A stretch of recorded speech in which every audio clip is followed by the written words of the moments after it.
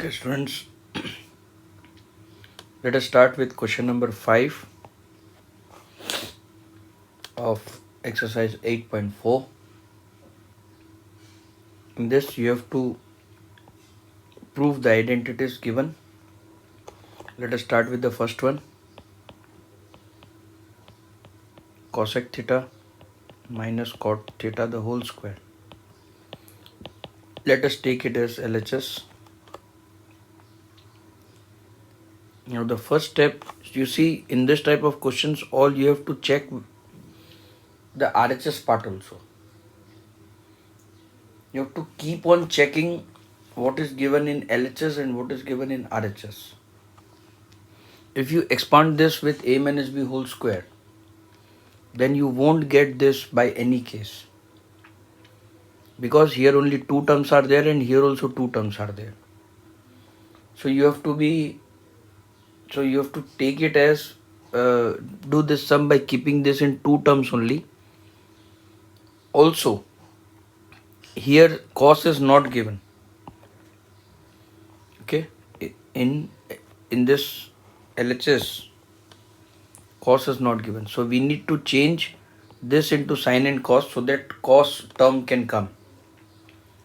So we will do it like this: 1 by sin theta minus cos theta by sin theta the whole square. अब देखिए, आपको sin theta अगर आप LCM ले लेते हैं नेक्स्ट स्टेप में, तो 1 माइनस कॉस थीटा जो यहाँ आया वो ऑटोमेटिकली यहाँ आ ही गया है.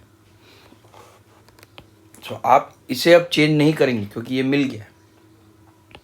Next step, 1 minus cos theta whole square divided by sine theta whole square. तो इसको हम ऐसा भी लिख सकते हैं, साइन स्क्वायर थीटा.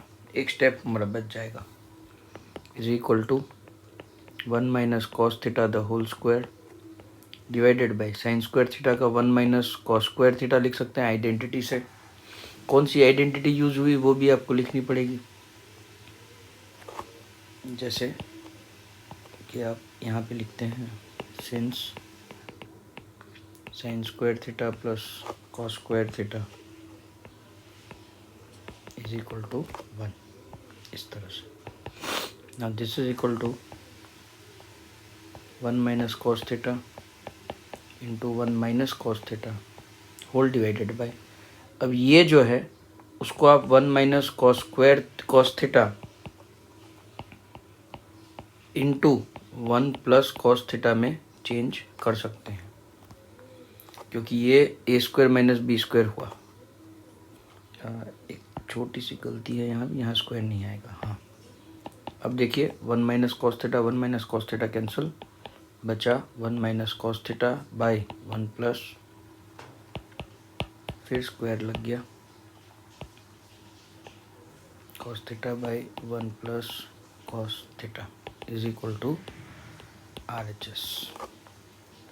तो इस तरह से इजीली आप ये सम कर सकते हैं.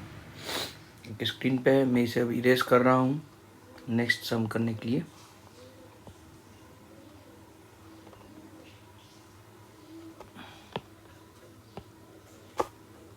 नेक्स्ट सम क्वेश्चन नंबर 2 पे आ जाते हैं, और 2 में LHS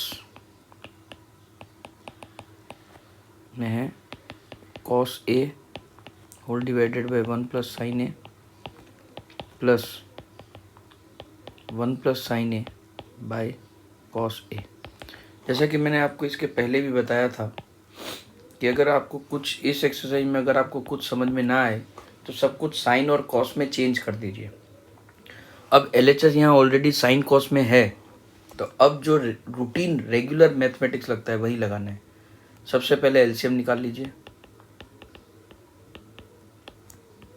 1 plus sine A by cos A. अब क्योंकि ये दोनों मल्टीप्लाई हुए हैं तो ये यहाँ मल्टीप्लाई होगा, ये यहाँ क्रॉस में मल्टीप्लाई होगा, तो ये जाएगा cos square A plus 1 plus sine A whole square. अब इसका एक्सपांसन करेंगे, कॉस स्क्वायर ए प्लस इसका एक्सपांसन करेंगे A plus B whole square से, 1 plus sine square A plus 2 sine A whole divided by 1 plus sine A into cos A. देखिए cos square A plus sine square A 1 होता है, और वो 1 और ये 1 दोनों मिला के 2 हो जाएंगे। 2 प्लस 2 साइन ए, इसका सम 2 और ये plus 2 sine A whole divided by 1 plus sine A into cos A. 2 common, 1 plus sine A divided by 1 plus sine A into cos A. 1 plus sine A 1 plus sine A cut, बचा 2 by cos A.